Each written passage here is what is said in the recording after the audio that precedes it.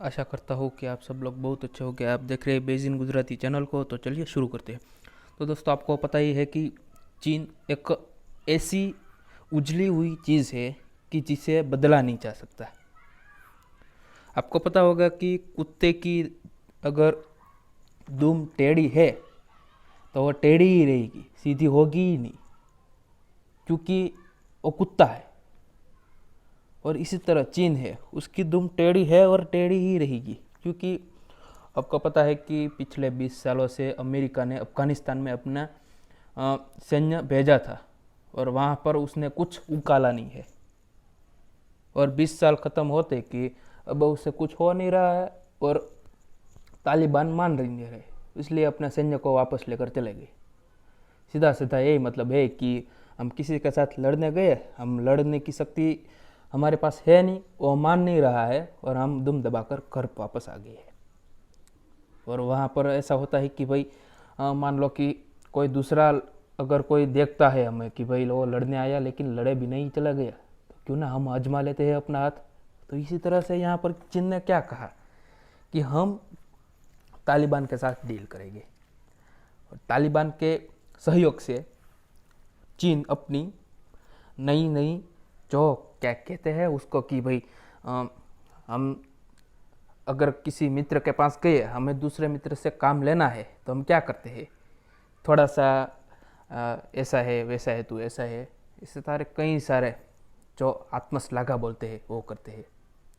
तो इसी तरह तालिबान के एक प्रतिनिधि मंडल बोले तो तालिबान का प्रतिनिधि मंडल होता है नहीं कि भाई कोई मान लो कि कोई ऐसा ग्रुप है कि उसका कोई प्रतिनिधि मंडल होता है, तो उस तरह से यहाँ पर तालिबान का एक प्रतिनिधि मंडल है। वो चीन के जो विदेश मंत्री है वांग यी, उसके साथ उसने मुलाकात ली और तालिबान के 9 सदस्य और उसके साथ अब्दुल गनी यानी कि जो अफगानिस्तान के जो पीएम है वो वहाँ पर गए और उसने कहा कि भाई हम लोग तालिबान के साथ संघर्ष ख़त्म करना चाहते हैं। बेसिकली होता है क्या है कि अब्दुल गनी है वो पाकिस्तान के साथ ऐसा बर्ताव किया कि जैसा कोई दुश्मन अपने साथ करता है। यानी कि पाकिस्तान को सीधा ऐसे ही बोल दिया कि तुम हमारे तालिबान को उसको यानी कि बूस्टअप दे रहे हो, यानी कि हथियार सप्लाई कर रहे हो, मनी सप्लाई कर रहे हो, ऐसा। पाकिस्तान को आपका पता ही है हमारा परम मित्र है, और परम मित्र को ऐसा कैसा कुछ कह दे तो वो चुप तो बैठने वाला ही नहीं है।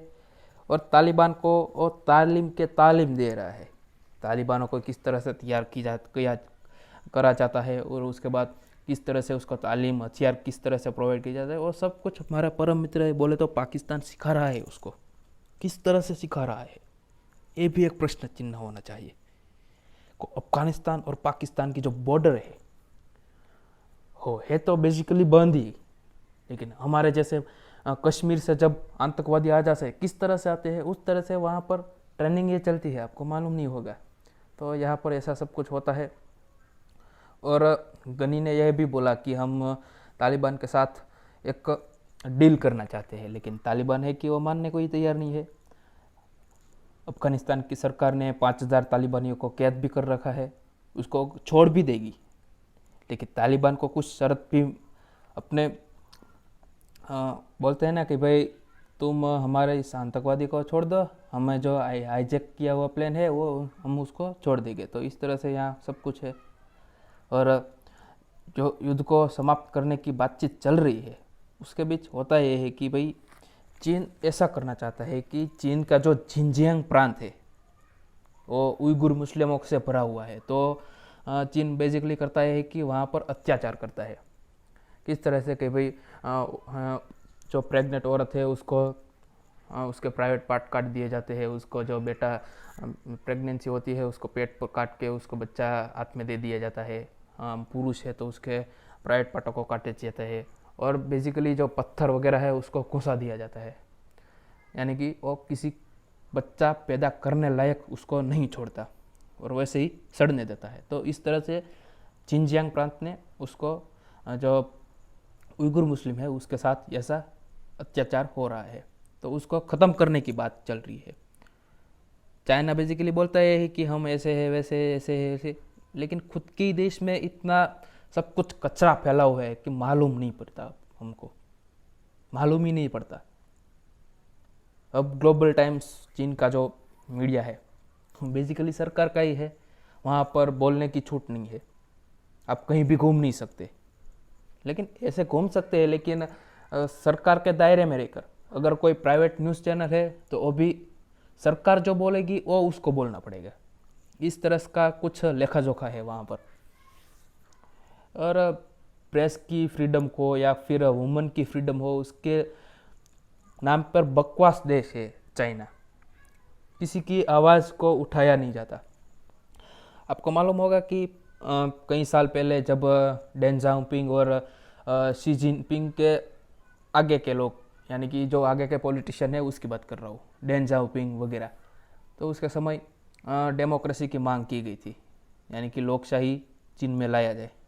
तो जितने लोग इस आंदोलन में शामिल हुए थे उसको खड़े खड़े ही मार दिया गया था, जलाया गया था, उसके ऊपर गोली बार हो गया था। इस तरह का कुछ चीन में लेखा जोखा है।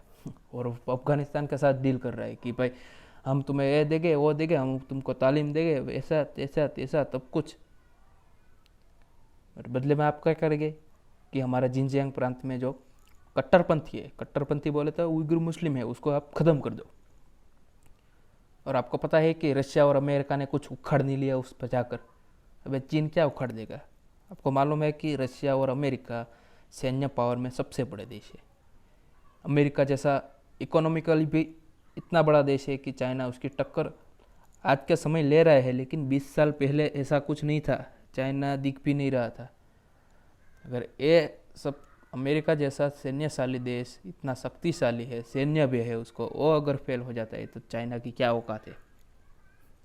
तो इस तरह का कुछ लेखा जोखा है। अगर आगे क्या होता है तो आने वाला वक्त ही बता सकता है, क्योंकि भविष्य में तो मैं जीता नहीं हूँ। तो आज का वीडियो यहाँ पर ही ख़त्म करते हैं। अगर अच्छा लगा है तो दूसरे लोगों को शेयर कीजिए और हमारे चैनल को सब्सक्राइब कीजिए। जय हिंद, वंदे मातरम।